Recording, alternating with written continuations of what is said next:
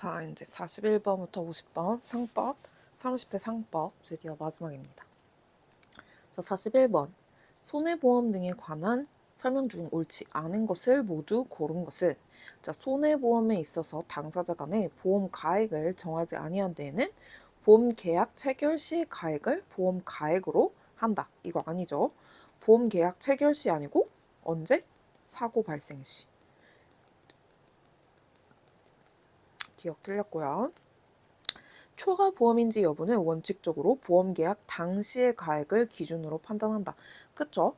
보험계약 당시에 이제 설정한 금액이 있는데, 이제 그게 초과 보험인지 아닌지는 이제 그 보험계약 당시의 가액을 기준으로 판단을 해야겠죠. 기준점이 그거예요. 보험계약자는 계약자의 사기로 인하여 초과 보험계약이 체결된 경우에 보험계약은 무효가 되나 보험자는 그 사실을 안 때까지의 보험료를 청구할 수 있다. 무슨 말이에요? 보험 계약자가 사기를 쳤어요. 그래서 보험 계약이 초과 보험이 체결됐어요.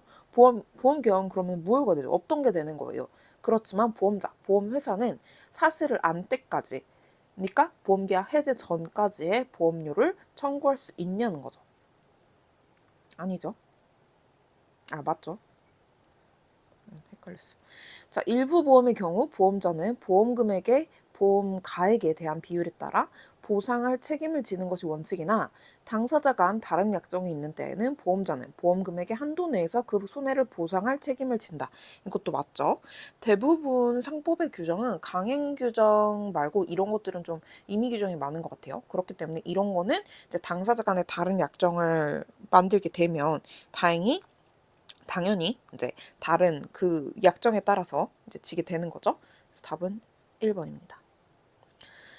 상법상 영업양도에 관한 설명 중 옳은 것은, 자, 영업양도는 일정한 영업 목적에 의하여 조직화된 업체, 즉 인적, 물적 조직을 그 동일성을 유지하면서 일체로서 이전하는 것으로 영업의 일부만의 양도도 가능하다. 그쵸? 영업 목적에 의해서 조직화된 업체, 즉 조직의 동일성을 유지하면서 일체로서 이전을 하는 거예요. 그렇기 때문에 일부만의 양도도 가능해요. 그 안에서 그 업체의 동일성이 유지가 된다면, 일부만 양도했는데 그 안에서도 이제 그 업체의 아이덴티티, 이 동일성을 찾아볼 수 있다면 충분히 일부만으로도 영업 양도가 가능합니다. 옳은 거니까 1번이겠죠? 영업재산의 전부를 양도한 경우 조직을 해체하여 양도하였다 하더라도 영업의 양도로 볼 수 있다. 자, 이거 어떻게 보면 여긴 일체고 여긴 해체잖아요. 어떻게 좀 보면 두 개가 모순이에요. 그쵸? 그래서 영업재산의 전부를 양도를 했어도 그걸 조각조각 내가지고 양도를 하면 그건 영업이 양도로 볼 수 없다는 거죠. 일부를 보내도 그 아이덴티티, 동일성이 실존 있어야 되고, 그 안에 만약에 그 전부를 영업을 하더라도 그걸 조각조각 내서 동일성을 찾아볼 수 없다면 그거는 영업의 양도라고 할 수가 없다는 거. 영업 양도가 이루어진 경우 별도의 특약이 있어야 해당 근로자들의 근로관계가 양수하는 기업에 포괄적으로 승계된다. 별도의 특약이 없어도 일단 기본 디폴트 값은 근로관계도 기업에 포괄적으로 승계되는 거예요. 일단 이 근로자들의 어쨌든 근로하는 권리도 보장을 해줘야 되잖아요. 영업양도 했다고 해서 싹 다 잘라버리고 우리 새로운 사람으로 싹 다 다시 채울 거야, 이렇게 하면은 이제 문제가 좀 복잡해지죠. 그래가지고 이제 포괄적으로 특약이 없어도 일단은 포괄적으로 승계되는 걸로. 영업을 양도한 경우 다른 약정이 없으면 양도인은 5년간 동일한 특별시, 광역시, 시군, 인접특별시, 광역시, 시군에서 동종영업을 하지 못한다. 5년 아니고 10년이죠. 영업을 양도한 자가 동종영업을 하지 아니할 것을 약정한 때에 동일한 특별시, 광역시, 시군과 인접특별시, 광역시, 시군에 하나요 10년을 초과하지 아니한 범위 내에서 효력이 있다. 이거 20년이죠. 저 이거 두 개 맨 처음에 되게 헷갈렸어요. 왜 하나는 10년이고 하나는 20년이지? 그래서 영업을 양도한 경우 다른 약정이 없으면 10년, 약정한 경우 20년. 왜 이런 거를 찝어주지 않을까? 자, 다른 설명 중 가장 옳지 않은 것은, 자, 어떤 자가 제조자나 공급자와 대리점 계약이라는 명칭의 계약을 체결했다고 해서 곧바로 상법 87조의 대리상으로 되는 것은 아니다. 맞죠? 그러면 언제 대리상이 돼요? 이 실질을 확인해요. 실질 내용. 실질 내용상 얘가 대리상이구나 라는 거를 확인할 수 있어야 돼요. 그냥 이름만 대리점, 대리상 이렇게 한다고 해가지고 무조건 대리상이 되는 건 아니에요. 자, 어떠한 법률 관계의 내적 조합에 해당하는지 아니면 익명사업에 해당하는지 조합원이 업무 검사권 등을 가지고 조합의 업무에 관여하였는지 처분 또는 변경에 전원의 동의가 필요한지 등을 모두 종합하여 판단하여야 한다. 그쵸? 이것도 이제 모두 종합해서 판단해가지고 이게 이거구나. 실질상으로 이렇게 행동을 했구나. 이런 걸 판단을 해야 된다는 거죠. 자, 해상 운송 화물이 통관을 위하여 보세 창고에 입고된 경우에는 운송인과 보세 창고 업자 사이에 해상 운송 화물에 관하여 묵시적 임치 계약이 성립한다. 저 통관을 위해서 보세 창고에 입주가 됐어요. 입고가 됐어요. 우리가 뭔가 직구로 주문을 했는데 그 직구를 주문한 플랫폼이 있을 거 아니에요. 그 플랫폼에서 어쨌든 통관을 위해서 보세 창고에 입고가 됐다면 운송인 보내준 사람하고 보내는 사람하고 보세 창고 업자하고 사이에서 이 물건에 대해서 묵시적으로 일일이 이거 임치 계약하시겠습니까? 이러지 않아도 일단 묵시적으로 성립을 한다는 얘기죠. 보세 창고 업자는 운송인이 이행 보조자로서 해상 운송의 정당한 수령인인 수하인 또는 수하인이 지정하는 자에게 화물을 인도할 의무를 부담한다. 그쵸? 보세 창고 업자는 어쨌든 운송인의 이행 보조자예요. 운송인의 이행을 보조하는 자예요. 해상 운송의 정당한 수령인이 와가지고 혹은 수하인이 지정하는 자가 와가지고 화물 주세요라고 하면은 그거 줘야 되겠죠, 당연히. 보세 창고업자는 화물 인도 과정에서 운송인이 발생한 화물 인도 고지서가 화물을 인도할 수 있는 근거 서류로 적법하게 발행되었는지 등을 확인할 주의 의무를 부담하는데 선화증권을 취득하지 못한 신용장 개설은행에 대해서도 이러한 주의 의무를 부담한다. 자, 선화증권이 취득하지 않았으면 얘는 권리가 있어요, 없어요? 없어요. 그러니까 당연히 이 부분에 대해서는 주의 의무가 없겠죠.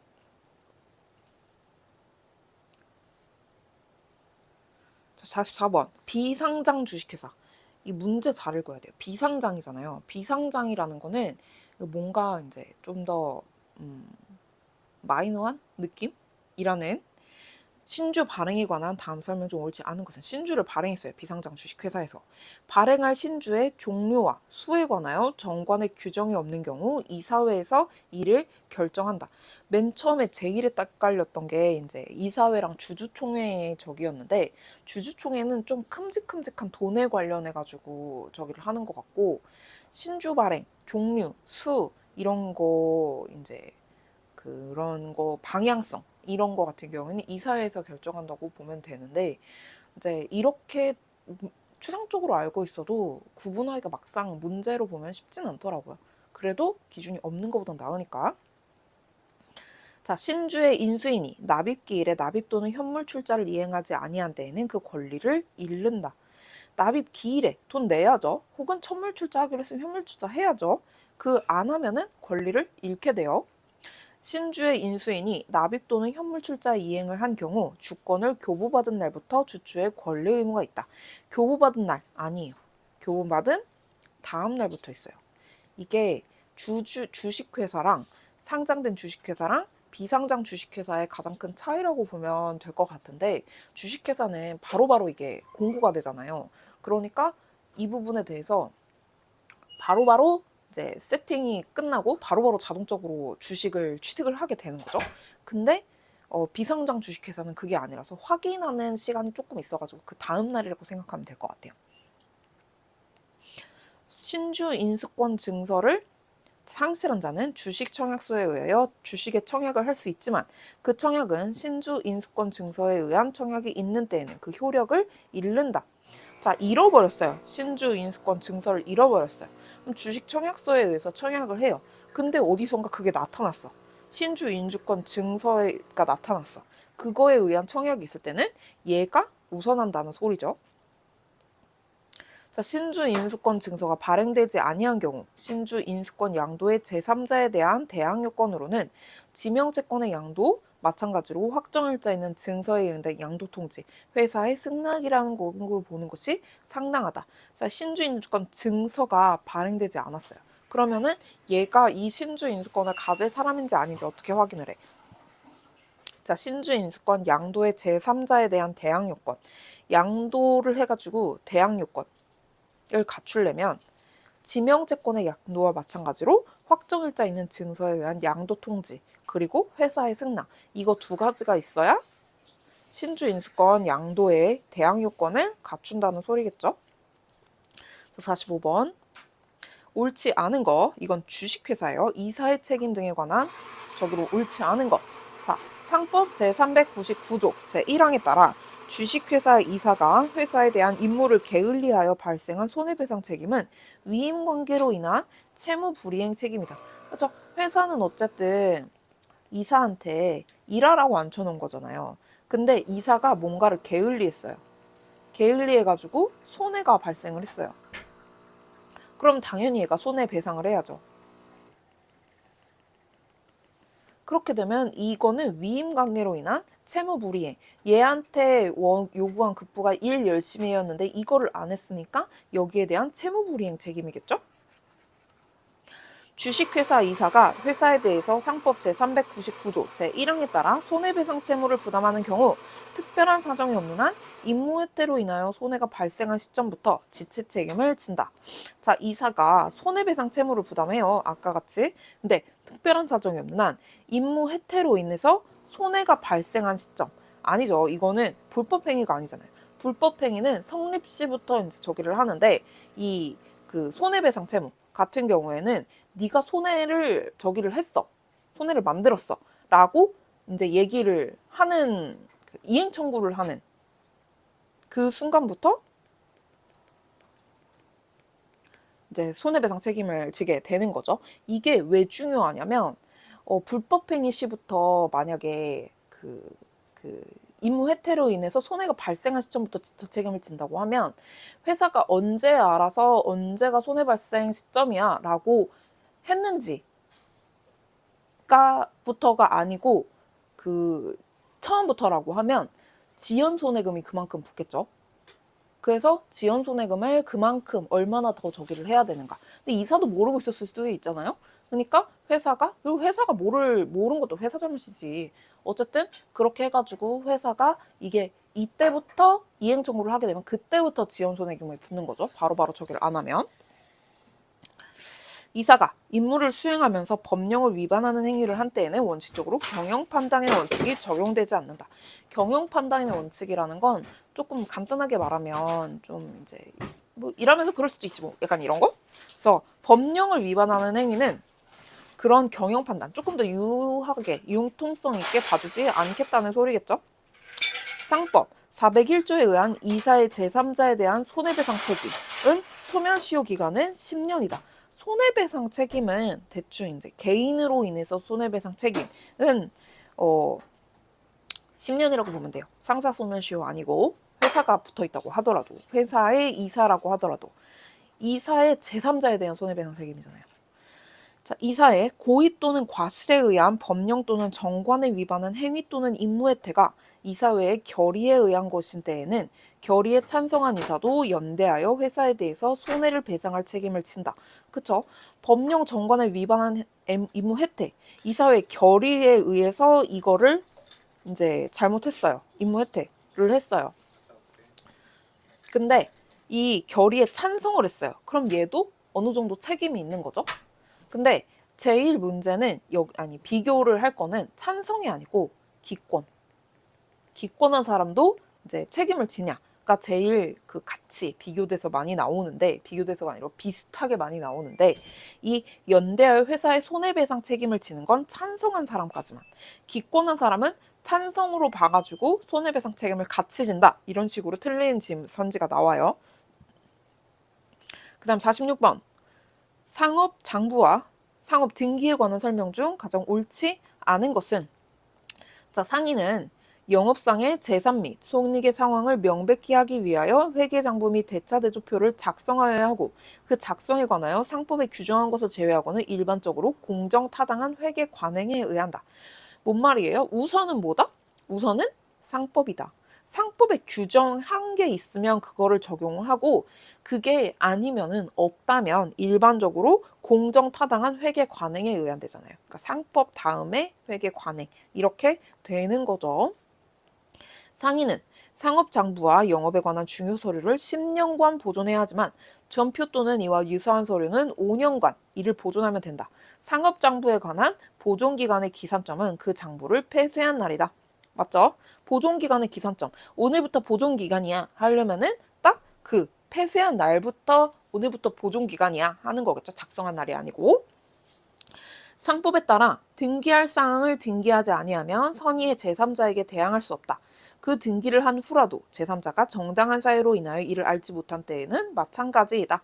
등기할 사항을 등기하지 않으면 선이든 악이든 저기를 못해요. 대항을 못해요. 무조건 등기해야 돼요. 그리고 등기를 한 후라도 제3자가 정당한 사유로 인하여 이를 알지 못한 때에는 마찬가지라는데 저는 이 정당한 사유가 선의의 제3자가 그 개인적인 사유로 모르거나 이런 것도 다 되는 건가라고 생각을 했는데 그런 게 아니고 정당한 사유라는 건 진짜 이건 누가 봐도 모를 만하다라는 거 있잖아요. 이렇게 찾아봤어도 이건 모를 만하다 이런 거. 그런 게 선의의 제3자고 개인적인 사유가 들어가는 건 아니에요.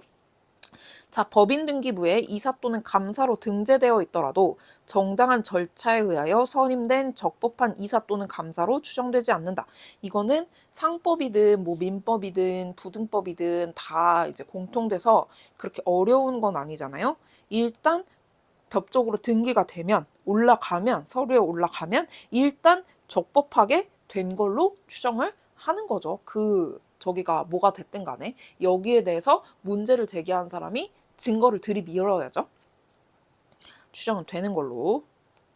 자, 회사 등기에는 공신력이 인정되지 않는다. 공신력 인정되지 않아요. 따라서 합자회사의 사원 지분 등기가 불실 등기인 경우 불실 등기를 믿고 합자회사 사원의 지분을 양수하였다 하여 지분을 양수한 것으로 될 수 없다. 회사 등기는 공신력이 인정되지 않아요. 그러니까 이게 무조건 100% 진실이야 이렇게 하지 않는 거죠. 왜냐하면 그 유효요건이긴 한데 이거를 등기를 해야 유효해지는 건 맞긴 한데 무조건 100% 이게 진실이야 하게 되면은 그거를 믿거나 혹은 가짜로 혹은 사기쳐서 나쁜 마음으로 뭔가 등기를 하게 돼서 그거를 눈치를 못 챘다고 하면 그 이후에 나오는 손해들을 다 어떻게 감당해요? 그렇기 때문에 이제 공신력이 인정되지 않는다고 하는 거죠. 합자회사의 사원 지분 등기가 불실 등기예요. 불실 등기는 등기 자체가 이제 잘못됐다는 거잖아요. 불실 등기를 믿고 합자회사 사원의 지분을 양수했다 해서 그 지분을 양수한 것으로 볼 수는 없어요. 무효라는 거죠. 무효인 등기를 기초로 이제 저기를 했으니까 그것도 무효라는 거죠.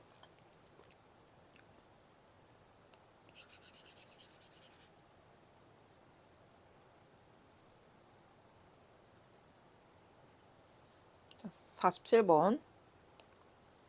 보험계약에 관한 설명 중 옳지 않은 것은 보험계약이 체결되기 전에 보험사고가 이미 발생하였을 경우 보험계약의 당사자 및 쌍방 및 부보험자가 이를 알지 못하였다고 하더라도 보험계약은 보험사고가 불확정한 것이어야 한다는 보험의 본질에 비추어 무효이다. 아니죠. 왜 아니에요? 자, 보험계약을 체결하기 전에 보험사고가 이미 발생하였을 경우라면 보험이라고 하면 자동차 보험밖에 잘 생각이 안 나지 않나요? 그래서 보험계약을 체결하기 전에 사고가 났다고? 이렇게 얘기를 생각을 할 수 있는데 이건 암보험 같은 거, 그 임보험 같은 거 있잖아요. 만약에 암보험을 체결을 했어요.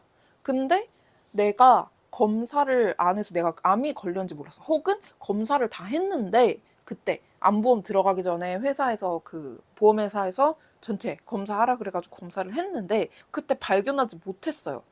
근데 나중에 건강검진 받아보니까 암이 있었던 거예요. 그래가지고 의사 선생님이 이거는 좀 저기 하게 됐을 텐데 좀 시간이 꽤 됐을 것 같아요 라고 얘기를 했어요. 그러면은 막 따져보다 보니까 보험계약 이전에 내가 암에 걸린 거예요. 그럼 보험회사에서 야, 너 보험 가입 이전에 보험 사고가 발생했네? 그럼 나 보험금 못 줘. 이렇게 하면 안 된다는 거죠. 당사자, 쌍방, 그러니까 보험회사랑 나랑 보험 그 계약자랑 둘 다 이를 알지 못했어요. 그러면은 보험 계약은 보험 사고가 불확정한 것이어야 한다는 보험의 본질은 맞는데 이 부분에 대해서는 이제 그 저기 돈을 보험금을 줘야 된다는 거죠. 1번. 자, 상법 652조 제2항에 따라 보험자가 피보험자 등으로부터 사고 발생의 위험이 변경 또는 증가하였다는 통지를 받고 이를 이유로 보험계약을 해지하는 경우 보험약관의 미경과 기간에 대한 보험료를 반환하도록 정하고 있다면 그 보험약관은 유효하다. 약관은 어쨌든 너랑 나랑 계약이야, 너랑 나랑 약속이야 이거잖아요. 보험자가, 그러니까 보험회사가 피보험자 등으로부터 사고 발생 위험 또는 변경이 증가하였다는 통지를 받았어요. 회사가 피보험자한테 이제 사고 발생 원인이 저 위험이 올라갔어요. 라는 통지를 받았어요. 뭐 예를 들어 뭐 손해보험을 들어놨는데 제가 오토바이를 타요. 혹은 직업이 뭐 소방관으로 바뀌었어요. 뭐 이런 거 등등. 그래서 증가했다는 통지를 받고 보험계약을 만약에 해지하자. 얘가 해지를 하자고 얘기를 해요. 그럼 보험약관에서 미경과 기간에 대한 보험료를 반환하도록 전환하고 있다면 보험료는 이제 내가 내는 거죠. 보험 그 피보험자, 보험 계약자가 내는 거잖아요. 만약에 내가 뭐 몇 년치를 한꺼번에 냈어. 근데 그 부분에 대해서 만약에 중간에 해지되면은 그 미경과 기간에 대해서는 우리가 반환을 해줄게 라는 내용이 약관에 있다면 그러면은 그 부분은 반환을 해주는 게 맞다는 거겠죠? 자, 보험회사 또는 보험 모집 종사자가 설명 의무를 위반하여 고객이 보험계약의 중요사항에 관하여 제대로 이해하지 못한 채 착오에 빠져 보험계약을 체결한 경우 그러한 착오가 동기의 착오에 불과하다고 하더라도 착오를 일으키지 않았더라면 보험계약을 체결하지 않았거나 아니면 적어도 동일한 내용으로 보험계약을 체결하지 않았을 것이 명백하다면 위와 같은 착오는 보험계약 내용의 중요 부분 행하는 것에 해당하므로 보험계약을 취소할 수 있다. 누가 취소할 수 있다는 거죠? 지금 고객이 취소할 수 있다는 거죠. 왜? 얘네들이 설명 의무를 위반을 했으니까. 고객이 저 이런 거 있는 거 알았으면 저 안 했을 거예요. 이런 거 설명 안 해주셨잖아요. 이러면은 해당 보험을 취소할 수 있다는 소리죠. 약관에 정해진 사항이라고 하더라도 거래상 일반적이고 공통된 것이어서 보험자가 별도의 설명 없이도 충분히 예상할 수 있었던 사항이거나 이미 법령에 의해서 정해진 것을 되풀이하거나 부연하는 정도에 불과한 사항이라면 그러한 것까지 보험자에게 명시 설명의 의무가 있다고는 할 수 없다. 약관에 정해졌어요. 약관이라는 건 어쨌든 너도 알고 나도 알아야 된다 이런 거잖아요. 근데 거래상 일반적이고 공통된 것이어서 별도의 설명 없이도 충분히 예상할 수 있었던 상황. 뭐 예를 들어 그 네가 자동차를 뭐 이렇게 잘못 사용하라는 대로 사용하지 않으면 당연히 우리는 저기를 안 할 거야. 저기를 안 줄 거야. 보험금을 안 줄 거야. 그러다가 사고가 나면 이런 거 있잖아요. 네가 음주운전을 하면 우리 보험금 안 줄 거야. 뭐 이런 거. 이런 거는 약관에 있더라도 거래상 일반적으로 공통된 거잖아요. 그래서 별도의 설명 없어도 너도 알고 나도 알 수 있는 상황이란 말이죠. 그렇기 때문에 명시 설명 의무가 있다고는 할 수 없다는 거죠. 음주운전도 설명을 안 하는 것 같아요. 그죠? 통신 판매 방식으로 체결된 상해보험 계약에서 보험자가 약관 내용의 개요를 소개한 것이라는 내용과 면책사고에 해당하는 경우 확인하라는 내용이 기재된 안내문과 청약서를 보험계약자에게 우송한 것만으로 면책약관에 관한 설명 의무를 다한 것으로 볼 수 없다. 보험자가 약관 내용의 개요를 소개한 것이라는 내용. 그러니까 이거를 소개를 했습니다. 이거 소개서입니다. 면책사고에 해당하는 경우 이런 거 있으니까 확인 후 이제 저기 바랍니다. 이렇게 만약에 보냈어요. 이거는 이제 설명 의무를 다한 것으로 볼 수 없다는 거죠. 그러니까 우리 TV나 아니면 전화나 보험에 관해서 이제 설명할 때 엄청 빠르게 이거 그 약관 설명 나오잖아요. 그러니까 이런 거는 이제 제대로 알고 아니면은 이제 무효가 될 수 있다. 취소가 될 수 있다. 자, 소멸시효. 상습 소멸시효겠죠? 옳지 않은 것은 갑이 자신의 사업주에게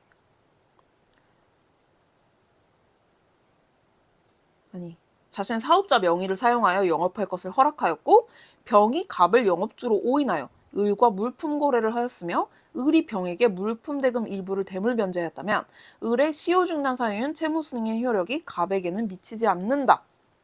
자, 갑이 을한테 내 명의를 사용해서 영업을 해 라고 허락을 했어요. 그래서 병이 계약을 했는데 물품 거래를 했는데 주인이 갑인 줄 알았어 하였으며 을이 병에게 물품 대금의 일부를 지급을 했어요. 돈을 줬어. 대물 변제를 했어요. 을의 시효 중단 사유인 채무 승인의 효력이 갑에게 미치냐는 거죠. 아니죠. 왜냐하면 을이 병한테 줬고 병은 갑이라고 오해했지만 어쨌든 을이 돈을 줬잖아요. 그러니까 이 부분에 채무 승인의 효력이 갑한테 미치지는 않는다는 거죠. 채권자가 영업 양도가 이루어진 뒤 영업 양도인을 상대로 소를 제기하여 확정 판결을 받았다면 그와 같은 소멸시효 중단이나 소멸시효 연장 효과는 상호를 속용하는 영업 양수인에게 미치지 않는다. 자, 영업 채권자가 있는데 양도인이 있고 영업 양수인이 있어요. 근데 양도인을 상대로 얘가 소를 제기를 했어요. 그러면은 확정 판결을 받았으면 이제 채권자가 갑한테 가지는 채권에 대해서 이제 그 소멸시효가 중단이 될 거 아니에요? 그와 같은 소멸시효 중단이나 소멸시효 연장의 효과는 양수인한테 미치냐는 거죠. 근데 얘가 이제 중단된 거는 얘한테 효력은 없다라는 거예요. 얘한테는 따로 해야죠. 그렇죠?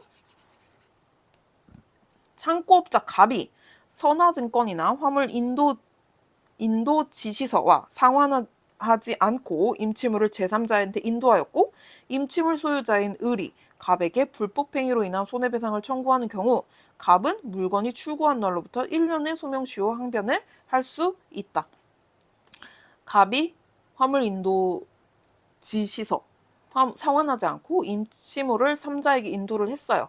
근데 임치물의 소유자는 을이 갑에게 불법행위로 인한 손해배상을 청구를 했어요. 그러면은 물건을 출고한 날부터 1년의 소멸시효 항변을 할 수 있냐는 거죠. 이거 아니에요. 그냥 외웠어요, 저는. 왜? 저 화물 상환, 이거 운송 이 부분 안 했거든요.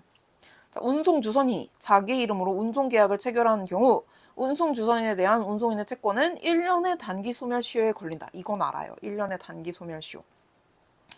기존 회사가 채무를 면탈하기 위하여 기업의 형태 내용이 실질적으로 동일한 신설회사를 설립하여 기존 회사의 채무 면탈이라는 위법한 목적 달성을 위하여 회사 제도를 남용한 것에 해당한다면 기존 회사에 대한 소멸시효가 완성되지 않은 상태에서 신설회사 기존 회사와 별도로 자신에 대해서 소멸시효가 완성되었다고 주장하는 것은 허용될 수 없다. 자, 기존 회사가 채무 면탈을 위해서 기업의 형태 내용이 실질적으로 동일한 신설회사를 설립했어요. 그래서 채무 면탈이라는 위법한 목적 달성을 위해서 이거를 남용을 한 거잖아요. 회사 제도를. 남용한 것에 해당한다면 기존 회사에 대한 소멸시효가 완성되지 않은 상태에서 신설회사와 기존 회사가 별도로 자신에 대해서 소멸시효가 완성되었다고 주장하는 신설회사가 기존 회사와 별도로 나한테는 소멸시효 완성됐는데? 이런 주장을 할 수 없다는 거죠. 왜? 니네 둘이 같이 똑같은 애들이잖아 라고 얘기할 수 있으니까. 자, 주식회사 이사의 보수에 관한 다음 설명 중 옳지 않은 것은 주총에서 선임된 이사가 회사와 명시적 또는 묵시적 약정에 따라 업무를 다른 이사 등에게 포괄적으로 위임하고 이사로서 실질적인 업무를 수행하지 않는 경우에는 회사를 상대로 주주총회 결의에 정한 보수를 청구할 수 없다. 이거 아니에요. 작년에 이거 틀렸거든요. 왜 틀렸냐면 리걸 마인드라는 말 되게 많이 쓰잖아요. 도대체 리걸 마인드가 뭐야?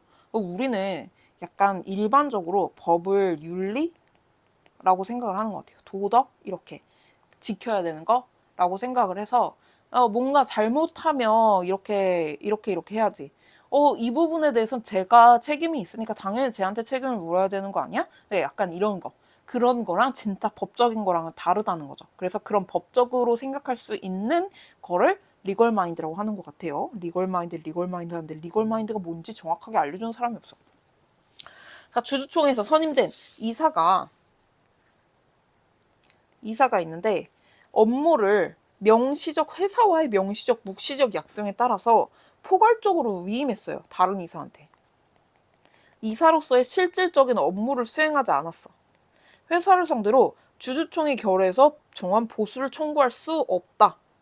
아니죠. 왜? 일단 회사와 명시적 묵시적 약정에 따라서 이 약정도 있었고 이렇게 소극적인 업무 수행이라고 해가지고 무조건 그냥 보수 청구권의 효력을 부정할 수는 없다는 소리죠. 이거 그냥 보면은 일 안 했으면 당연히 돈 안 받아야지 라고 생각할 수 있을 것 같은데 그게 아니라는 거. 회사에 대한 경영권 상실 등으로 퇴직을 앞둔 이사가 회사에서 최대한 많은 보수를 받기 위해서 동조하는 다른 이사와 함께 이사의 직무 내용, 재무 상황, 영업 실적 등에 비추어 지나치게 과다하여 합리적 수준을 현저히 벗어나는 보수 지급 기준을 마련하여 지위를 이용하여 주주총회에 영향력을 행사함으로써 소수주주의 반대에도 불구하고 이에 관한 주총의 결의가 성립되도록 하였다면 이는 회사 직무를 충실하게 수행하여야 하는 의무를 위반하여 부당한 유출을 야기함으로써 그쵸? 자기가 유출해가지고 부당하게 이익을 얻는 거니까 회사와 주주의 이익을 침해하는 것으로서 회사에 대한 배임 행위에 해당하므로 이거 잘못하면 배임, 사기 이쪽으로도 걸릴 수 있다는 거. 주주총회의 거래를 거쳤다 하더라도 위법 행위가 유효하다고 할 수는 없다. 이건 좀 약간 쿠데타 같은 거 아닌가요? 어쨌든 할 수 없어요. 정관 등에서 이사의 퇴직금에 관하여 주주총회 결의로 정한다고 규정하면서 퇴직금의 액수에 관하여만 정하고 있다면 퇴직금 중간정산에 관한 주주총회 결의가 있었음을 인정할 증거가 없는 한 중간정산금 청구권을 행사할 수 없다. 중간정산에 관한 주주총회 결의가 있었어 라고 액수에 관하여만 정하고 있어요. 그럼 퇴직금은 어쨌든 퇴직할 때 주는 거잖아요. 그러니까 멋대로 그냥 중간 청산금, 중간에 정산해줘 라고 청구권을 행사할 수 없다는 거죠. 회사가 정관에서 이사의 퇴직금 지급에 관하여 주주총회의 결의를 거친 임원 퇴직금 지급 규정에 의한다고 규정하면서 그와 함께 퇴직하는 이사에 대한 퇴직 금액의 하한을 구체적으로 정하고 있다면 주주총회에서 이사의 퇴직금 지급에 관한 규정을 만들지 않거나 퇴직금에 관한 결의를 하지 않았다 하더라도 회사로서는 그와 같은 주주총회 결의 등이 없었음을 이유로 퇴직한 이사에 대해서 정관에 구체적으로 정한 하한의 범위 안에서 퇴직금의 지급을 거절할 수는 없다. 자, 정관에서 퇴직금 지급에 관해서 임원 퇴직금 지급 규정에 의한다 라고 이제 규정이 돼 있어요. 그리고 하한을 구체적으로 정하고 있어요. 이 이하로는 주지 않는다. 이 이상으로 준다. 이렇게 정하고 있어요. 그러면은 퇴직금 지급에 관한 규정을 만들지 않거나 결의를 하지 않았다고 하더라도 주주총회 결의가 없었으니까 너 이 이상 못 줘. 혹은 이거 이상은 이거만 줄게. 이렇게 할 수 없고 어쨌든 하한선을 결정을 해놨잖아요. 구체적으로. 그럼 최소한 그 이상은 줘야죠. 퇴직금의 지급을 거절할 수는 없다. 하한의 범위 안에서. 하한의 범위라니 좋네요. 주식회사와 이사 사이에 체결된 고용계약에서 이사가 그 의사에 반하여 이사직에서 해임될 경우 퇴직 위로금과 별도로 일정 금액의 해직 보상금을 지급받기로 약정을 했어요. 이사의 보수에 관한 상법 388조를 준용 내지 유추 적용하여 이사는 해직 보상금에 관해서도 정관에서 액을 정하지 않는 한 주주총회에 결의가 있어야만 회사에 대해서 이를 청구할 수 있다. 어쨌든 해직 보상금도 결국 정관에서 액수를 결정을 해야 된다는 거죠. 별도로 어쨌든 퇴직 위로금과 별도로 해직 보상금을 지급받기로 약정이 되어 있다면 그래서 이사의 보수에 관한 준용, 유추 적용 해가지고 어쨌든 이 부분은 주총에서 정해야 된다는 거. 상법상 간이합병, 소규모합병에 관한 설명 중 옳지 않은 것은 주식회사 간 흡수합병의 경우 소멸회사가 총주주의 동의가 있거나 회사 발생 주식의 90% 이상을 합병 후 존속회사가 소유하고 있을 때는 소멸회사 주주총회 승인을 이사회 승인으로 가름할 수 있다. 이거 소멸회사인데 존속회사로 자주 바꿔서 나와요. 그러니까 존속회사인지 소멸회사인지 이거 잘 봐야 돼요.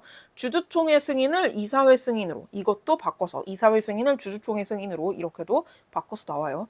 주총이 이사회보다 좀 더 위에 있는 거잖아요. 그러니까 주주총회를 해야 될 거를 이사회 승인으로 가름할 수 있어 라고 얘기를 하는 거죠. 소규모 합병의 경우 존속하는 회사의 합병 계약서에는 주주총회의 승인을 얻지 아니하고 합병한다는 뜻을 기재해야 한다. 소규모 합병을 하니까 존속하는 회사의 합병 계약서는 주주총회는 승인을 이사회 승인으로 가름했잖아요. 그러니까 이제 그 합병을 그렇게 한다라는 거. 소규모 합병의 경우 존속하는 회사는 합병 계약서를 작성한 날부터 2주 내 소멸하는 회사의 상호 및 본점의 소재지 합병을 할 날 주주총회의 승인을 얻지 아니하고 합병을 한다는 뜻의 공고를 하거나 주주에게 통지를 하여야 한다. 작성한 날부터 2주예요. 그래서 소멸하는 회사, 여기도 소멸하는 회사인지 존속하는 회사인지 이거 잘 확인해야 되고, 그 주주총회 승인을 얻지 않는다. 이거. 소규모 합병 및 간이 합병의 경우 모두 합병에 반대하는 의사를 통지한 반대 주주에게 주식 매수 청구권이 인정되지 않는다. 아니죠. 주식 매수 청구권 인정돼요. 누구한테?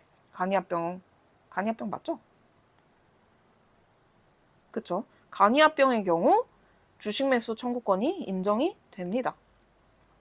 소멸회사 주주에게 지급할 금액이나 그 밖의 재산을 정한 경우 금액 및 그 밖의 재산의 가액에 존속회사 최종 대차 대조표상으로 현존하는 순자산의 100분의 5를 초과하는 데는 주주총회의 특별거리를 거쳐야 한다. 자, 소멸회사 주주한테 지급할 금액, 재산을 정했는데 존속회사의 대차 대조표로 순자산액의 100분의 5를 이 소멸회사 주주한테 지급을 해야 돼. 그러면은 주주총회 특별거래가 필요하다는 거죠. 왜? 돈이 너무 많이 나가니까. 와, 상법 끝.